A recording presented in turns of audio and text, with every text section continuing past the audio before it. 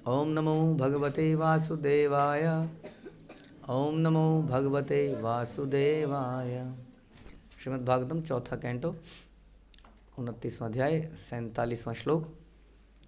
तस्मात् कर्मसु बर्हिष्मन् बन् ज्ञानादर्थ काशिषु मार्थ दृष्टिं कृथा श्रोत्रस्पर्शी स्व स्पृष्ट वस्तुषु। हे राजा बर्हिष्मान, तुम्हें अज्ञानवश कभी भी वैदिक अनुष्ठानों या सकाम कर्मों को स्वीकार नहीं करना चाहिए, भले ही वे कर्ण प्रिय क्यों न लगें। ये कर्ण के ज़माने की बातें हैं सारी, जब महाभारत में युद्ध चल रहा था। अच्छा, कर्ण मतलब कान। अच्छा अच्छा अच्छा, हमने सोचा कर्ण प्रिय मतलब कर्ण को प्रिय। कानों को प्रिय भी अगर अभी लगे क्या, अरे बड़े अच्छा, ये वाला अगर आप कर लोगे ना, इससे बहुत फ़ायदा होता है। आपने ट्राई किया? कई बार वैदिक अनुष्ठान बहुत कर्ण प्रिय लगते हैं। बताइए कौन सा कर्ण प्रिय लगता है? कोई है रियली में जो लगता ही है? यज्ञ। Yes, very good.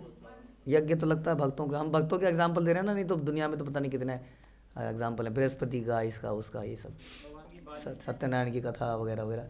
तो इन्होंने बोला यज्ञ। जब यज्ञ होता है तो लगता है हाँ कुछ हुआ है कि नहीं। कुछ आपने, जैसे आपने गृह प्रवेश किया माना, और हम क्या भाई प्रभु जी क्या क्या करेंगे आपके? प्रभु जी खर्चे की कोई प्रॉब्लम नहीं है, जो मर्जी करिए, बताइए। हम माता जी प्रसाद बना लीजिए और संकीर्तन। तो थोड़ा सा अधूरा सा लगता है कईयों को। तो क्या होना चाहिए उसमें? यज्ञ भी होना चाहिए। अब जैसे गीता हमारी जयंती आती है, गीता जयंती में लोग बड़े बड़े यज्ञ करते हैं कई बार। लोगों को लगता है हाँ कुछ हुआ। तो इस प्रकार से ये अनुष्ठान जो कर्णों को बड़ा प्रिय लगता है। हाँ, और संकीर्तन तो आम लगता है, वो तो होता ही रहता है, उसमें है क्या। ओके, और भी कोई ऐसा है अनुष्ठान? ब्राह्मण भोज ये कह रही हैं। हाँ, खास तौर पे हमारे वैष्णव लोग भी जग जाते हैं अचानक साल में एक समय पर। कब? श्राद्ध में सारे वैष्णव, उनके हृदय से वो जो कंजूस पना था वो ख़त्म हो जाता है, पता नहीं कैसे। हाँ, हर कोई किसी को खिलाना चाहता है, या अपनी मुसीबत को दूसरे के सर पे मढ़ना चाहता है। पूरे साल तो खिलाता नहीं ना, ऐसे कैसे नहीं? पूरे साल तो बुलाता नहीं किसी को, और उस वक्त सबको बुला लेता है। खिलाता पूरी है। हाँ, और खिलाता पूरी भी है, क्योंकि पूर्वजों को पका, क्या कहते हैं उसको, पक्का पक्का प्रसाद, कच्चा प्रसाद नहीं। तो अनुष्ठान प्रिय लगता है ना कानों को। हाँ, फिर कुछ ज़्यादा बोलो तो प्रभु जी भगवान राम ने श्राद्ध किया, कहते हैं महाप्रभु ने श्राद्ध किया, मतलब सब ने श्राद्ध किया, तो क्या प्रॉब्लम है इसमें? हाँ, तो कुछ प्रॉब्लम है? पूरे साल क्यों ना खिलाया जाए, है ना। तो ये तो अनुष्ठान हो गया, अदरवाइज कर्म कांड हो गया है, क्योंकि इसके पीछे कोई हित छुपा हुआ है ना। शुद्ध भक्ति नहीं है ज्ञान कर्मादि अनावृतम, इससे ऊपर है शुद्ध भक्ति। अच्छी चीज़ है, बुरी चीज़ नहीं है ये नहीं कह रहे हैं, बुरी चीज़ है, सही चीज़ है, लेकिन शुद्ध भक्ति नहीं है ये शुद्ध भक्ति का कार्य बिल्कुल नहीं है, ध्यान रखिए। ज्ञान कर्मादि अनावृतम होता है वो। Very good. और कोई एग्जाम्पल? भजन सुनना, भक्तों के एग्जाम्पल पता नहीं, भक्त लोग करते हैं ऐसा, करते होंगे पता नहीं। अनुष्ठान बताइए, अनुष्ठान बताइए, क्या बता रहे हैं सब? और कोई ऐसी चीज़? ये दो एग्जाम्पल अच्छे बताए आप लोगों ने। बाल लीला ना, चलो चलो ठीक है, ज़्यादा है नहीं फिर एग्जाम्पल ये ना अनुष्ठान नहीं है। व्रत रखना अनुष्ठान नहीं है। अगर भगवान एकादशी व्रत रख रहे हो, हाँ तो ठीक है।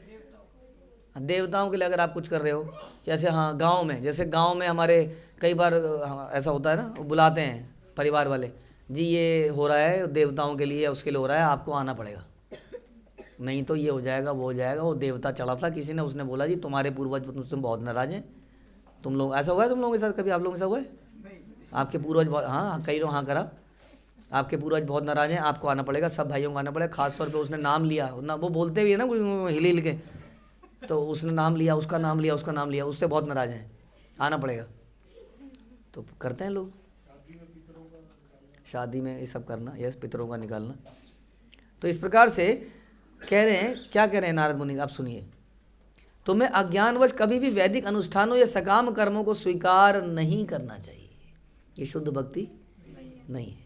अच्छा काम है, हम फिर से बता रहे हैं, आप लोग कुछ गलत नहीं कर रहे हैं, अच्छा काम है, लेकिन this is not pure devotional service. भले ही वो कर्ण प्रिय क्यों ना लगे, बहुत अच्छा क्यों ना लगे, प्रभु जी उसने भी किया, उसने भी किया, उसने भी किया, किसने नहीं किया ये बताइए? हर कोई कर रहे हैं। आजकल ऐसा अक्सर हो रहा है, हम किसी से बोल रहे हैं तुम उसको फॉलो क्यों नहीं कर रहे हो, क्यों नहीं कर रहे हो? प्रभु जी कौन कर रहा है, कौन कर रहा है यहाँ पर, वो कर रहा है, वो कर रहा है, वो कर रहा है, ऐसे जवाब सुनने को मिल रहे हैं आजकल हमें। तो यहाँ तो कुछ और ही बता रहे हैं। हमें अपने को ही तो देख सकते हैं, हम दूसरों को कैसे देख सकते हैं? अपनी भलाई के लिए है, अथवा आत्मसिद्धि के लक्ष्य प्रतीत हों, ऐसा लगे कि इसको करके कुछ आत्मसिद्धि प्राप्त होगी, कुछ होगा, कुछ अच्छा हो जाएगा, ऐसा लगता है। कर्ण प्रिय है ना, कुछ बढ़िया ही हो जाएगा, सेहत बनेगी या जो भी होगा।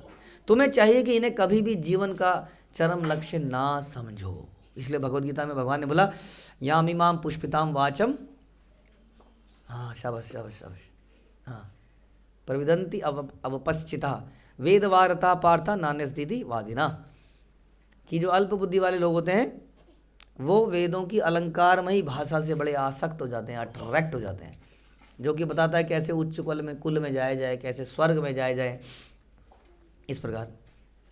तो इन भोग और ऐश्वर्य की अभिलाषा के कारण ही वे ऐसा कहते हैं कि इससे श्रेष्ठ और कुछ नहीं है। क्या? वेदों की नॉलेज सर्वश्रेष्ठ है। क्योंकि वेद क्या बताते हैं? त्रिगुणमयी विषया वेदा निस्त्रिगुणिया गुणा भवार्जुना, कि वेदों में क्या बताया गया है? 3 गुणों के अंतर्गत ही सारी चीज़ बताई गई है। इसलिए हे अर्जुन क्या करो? 3 गुणों के ऊपर उठना है। यानी कि किसके ऊपर उठना है? वेदों के ऊपर उठना है, इसका मतलब। क्योंकि वेदों में इन्हीं चीज़ का क्यों बताया फिर वेदों में ये सब? क्योंकि हाँ, कैसे उनको धीरे धीरे एलिवेट किया जाए उन 3 गुणों से, इसलिए कुछ कर्मकांड बताए गए हैं। और ये आम आदमी को बहुत अच्छे लगते हैं। क्यों अच्छे लगते हैं? क्योंकि क्योंकि हम उन्हीं गुणों में हैं। हाँ, हमारी आसक्ति उन्हीं गुणों से है, हमारी आसक्ति वही भले से ही है, किसी प्रकार से सही चल जाए, सब जीवन कैसे निकल जाए, बिल्कुल हाँ केक वॉक की तरह जीवन निकल जाए, आराम से, कोई ज़्यादा तकलीफ ना हो। तकलीफ के लिए हो तो उसके लिए बता दीजिए क्या करना चाहिए। या यही सोच के कई बार लोग हाँ सॉरी, एक अनुष्ठान तो मैं भूल गया, चतुर्मास का अनुष्ठान। चतुर्मास का अनुष्ठान करते हैं लोग, कई चीज़ें करते हैं उसमें। उसके पीछे शुद्ध भक्ति है नहीं है या है? कंफ्यूज हो गए आप लोग। हमें नहीं पता जी, कि हम तो पूछ रहे हैं कि नहीं, ये बताइए। हो भी सकती है, नहीं भी, नहीं है कि नहीं, हो भी सकती है, नहीं अभी की बताइए ना। अभी हमारे बारे में पूछ रहे हैं। हाँ नहीं है, क्यों नहीं है फिर बताइए। ऐसा तो नहीं है, ऐसे तो फिर कार्तिक में क्यों करना है दीपदान, पूरे 12 मास क्यों नहीं करना है? तो चतुर्मास के लिए भी तो बताया गया है ना। हाँ, गुरु परम का आदेश नहीं, गौड़ी मठ वाले तो बहुत करते हैं।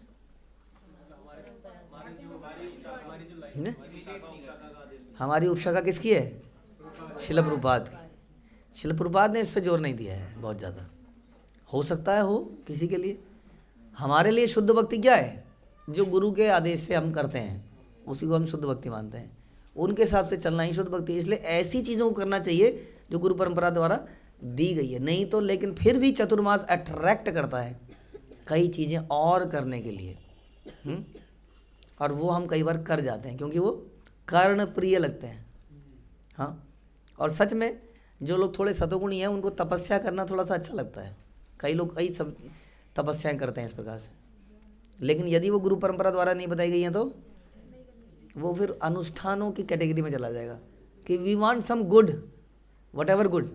ठीक है, व्हाट इज़ हमारे लिए शुभ क्या है? यदि हम गुरु परंपरा के लिए काम करें, उनकी संतुष्टि के लिए करें, तो मेरा क्या लाभ उसमें? कई बार ऐसा लगता है मेरा डायरेक्ट तो कोई लाभ हुआ नहीं इससे, है ना। कई बार जैसे हम कन्फ्यूज भी होते हैं। हाँ, हमारे कई अध्यापक जो हैं, अरे हम तो केमिस्ट्री पढ़ाते हैं। अब बताइए, केमिस्ट्री की तो धज्जियाँ उड़ाते थे हमारे साइंटिस्ट की, हमारे शिला प्रभुपाद, और आज मुझे वो पढ़ानी पड़ रही है हाँ इन द स्कूल। और और EVS इंग्लिश तो ठीक है, EVS और सब कुछ पढ़ा रहे हैं। तो ये इससे बेहतर तो वो लोग हैं जो ये कर रहे हैं, जो ये कर रहे हैं, अरे हमने उनके पास गए, वो तो ये वाला को ये कर रहे हैं, वो तो ये वाली चीज़ कर रहे हैं, वो तो ये वाली चीज़ कर रहे हैं। हम तो क्या कर रहे हैं, पूरा दिन किस में निकल जाता है, होमवर्क चेक करने में। हाँ, समझ में आया? इसके बारे में कुछ कहना है? हाँ, ये शिला प्रभुपाद का सर्वोपरि आदेश है। क्या आदेश है शिला प्रभुपाद का? इसके ऊपर कितने कोट्स हैं शिला प्रभुपाद के कि देयर शुड बी गुरुकुल। हाँ, तो गुरुकुल होने चाहिए। चलाएगा कौन? बाहर से आएगा, कोई एजेंसी आएगी बाहर से, वो चलाएगी? हाँ, कौन चलाएगा? हम कहाँ चलाएंगे, हमारे पास टाइम कहाँ है? तो मुझे श्रवण भी करना है, कीर्तन भी करना है, 32 माला करती हूँ मैं रोज़। उसके बाद मुझे ये वाला कोर्स भी करना है। उसके बाद मुझे क्लासेस लेनी होती हैं। यस, दिन में 3 क्लासेस, एक क्लास वहाँ लेते हैं, एक क्लास वहाँ लेते हैं। Everybody is doing this and therefore this is short. अब आप कहोगे खुल तो गया है हमारा Gurukul, but this is not sufficient. हमने बताया आपको, वैदिक काल में 2 लाख गुरुकुल्स थे, मोर देन। इससे क्या हो रहा है? इससे ऐसा तो हर 5 किलोमीटर में ऐसा होना चाहिए, नहीं? तभी तो हो पाएगा। कैसे होगा? कहाँ ट्रैवलिंग करेगा इतनी? होना चाहिए कि नहीं? क्यों नहीं हो रहा है? क्योंकि हम अनुष्ठानों में लग गए हैं, right? Way to see, yes, हम अपने फ़ायदे के लिए लग गए हैं। आगे की जनरेशन के लिए कौन काम करेगा? आप कहोगे भगवान देखेंगे, ऊपर वाला देखेगा। अगर ऊपर वाले नहीं देखना होता तो श्रील प्रभुपाद ने इतना कुछ क्यों किया? फिर ऊपर वाले देख लेता। उस ऊपर वाले के लिए नीचे वाले को कुछ करना पड़ेगा ना, तभी तो वो प्रसन्न होंगे। और उसी को कहते हैं, तो उसके लिए उसको क्या करना पड़ेगा? उसको आगे की जनरेशन्स के लिए भी सोचना पड़ेगा और गुरु परंपरा के अनुसार करना। जनरेशन के बारे में भी हम नहीं सोचेंगे, भाड़ में जाए generation, we don't care, but because ये हमारी गुरु परंपरा ने बोला है, श्रील प्रभुपाद ने बोला है, इसके बारे में बोला है कि नहीं? हाँ, तो कई बार उनकी आज्ञा का पालन करते हुए हमारे कई भक्त सीमेंट ही गिनते रह गए। हाँ, सीमेंट के कट्टे, बदरपुर के कट्टे, ईंटें, बदरपुर, झगड़ा, court case, mister Nair, court अदालत, नहीं, पूरा जीवन उसमें निकल गया। कोई किसी का कहीं निकल गया, किसी का कहीं निकल गया, नहीं।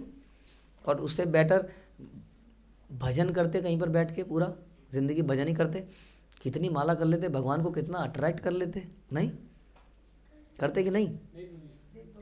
ऐसा विचार आता है कि डायरेक्ट डिवोशनल सर्विस जो है, नवदा भक्ति, उसको परफॉर्म किया जाए। लेकिन वो नवदा भक्ति भी अनुष्ठान हो सकती है। जैसा श्रील प्रभुपाद ने एक व्यक्ति को बोला कि तुम 192 माला करके खुद को संतुष्ट करना चाहते हो क्या? बोला कि नहीं?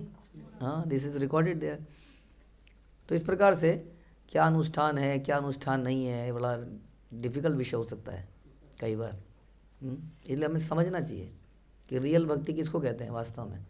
अपने हित के लिए कुछ भी ना करना, जो सो कॉल्ड, हाँ, कई बार दूसरों के लिए करते करते, जैसा हम चर्चा कर रहे थे, हम एक प्ले भी बना रहे हैं उसके ऊपर, राइट, कि हमारी माता जी कई बार दूसरों के लिए काम करते करते करते करते उनका जब ही नहीं हुआ मॉर्निंग में, उसका खाना दिया, उस बच्चे को प्रसाद दिया, हाँ, उसका ये किया, उसको थोड़ी देर पढ़ाया, उसको किया, तो माता जी की साधना सफल होती है कि नहीं? बताइए। उतनी तो नहीं होती ना जितनी आम आदमी कर सकता था। तो ऐसे में क्या किया जाए? तो कई जगह पर यही हो रहा है, बच्चा वहाँ चला गया, उसको फिर वहाँ डाल दिया, उसको वहाँ डाल दिया, और इनकी परफेक्टली माला हो गई, और 2-4 इन्होंने क्लास भी ले ली, भक्ति वृक्षा, ये वो। तो ये क्या उचित है? ये क्वेश्चन बनता है फिर कि व्हाट इज़ डिवोशनल सर्विस, किसको कहते हैं? ये है ना, ये कई बार बड़ा कन्फ्यूजिंग हो जाता है कि व्हाट इज़ डिवोशनल सर्विस। तो इसलिए इस लोक में, अन्य लोकों में अनुभव किए जाने वाले जीवन के क्षणिक सुखों को मोह समझना चाहिए, क्योंकि वो जीवन के वास्तविक प्रयोजन का स्पर्श भी नहीं करते। कोई ये कह सकता है आपको, प्रभु जी आपको अपने बच्चे से मोह हो गया है, इसलिए आप दिन रात बच्चे में लगे हो। यस, बिल्कुल सही है, वो बच्चे से मोह ही है, लेकिन कृष्ण भावनामृत के लिए उसको आगे बढ़ाने के लिए प्रयास, वो मोह नहीं हो सकता है। उसके लिए बैठना पड़ता है कि नहीं? अब जब उसके साथ बैठ के माला करोगे तो आपकी माला अच्छी हो पाएगी? नहीं हो पाएगी। लेकिन उसकी माला शुरू हो जाएगी। हाँ, वो माला कर पाएगा। एक जीवात्मा को आप भगवान के पास ले गए, तो क्या भगवान आपको ददामी बुद्धि योगम, भगवान आपको देंगे? भगवान आपको दे देंगे। इवन इफ आपकी माला अच्छी नहीं हुई लेकिन भगवान आपको देंगे, बिकॉज ही इज़ हैप्पी कि आप बाकी जीवात्माओं को मुक्त करने का प्रयास कर रहे हैं। इस प्रोसेस में आप भी कष्ट पा रहे हैं, अपना भजन भी नहीं कर पा रहे हैं, लेकिन उस भजन का फल अवश्य ही मिलेगा। समझ में आया? भारतीय जनता का एक अंश जिसे आर्य समाजी कहा जाता है, वेदों के इस यज्ञ संबंधी भाग पर अत्यधिक बल देता है, किंतु यह श्लोक इंगित करता है कि ऐसे यज्ञों को भ्रामक समझना चाहिए। वस्तुतः मानव जीवन का उद्देश्य ईश्वर साक्षात्कार या कृष्ण भक्ति है। वास्तविक उद्देश्य क्या है? अगर आप कुछ यज्ञ भी कर रहे हो तो आपको ईश्वर साक्षात्कार हो, और साक्षात्कार का भी करना क्या है? यदि उस ईश्वर से प्रेम ना हो तो क्वेश्चन ये है कि क्या हम उस प्रेम के लेवल तक जा रहे हैं? उसके लक्षण क्या हैं? मद चित्ता मदगत प्राणा बोधयंती परस्परम, ये उसका लक्षण है कि they will be always discussing about Krishna, और स्प्रेडिंग कृष्णा कॉन्शियसनेस, ये उसका एक लक्षण है। तब पता चलेगा कि आपका वो अनुष्ठान था या क्या था।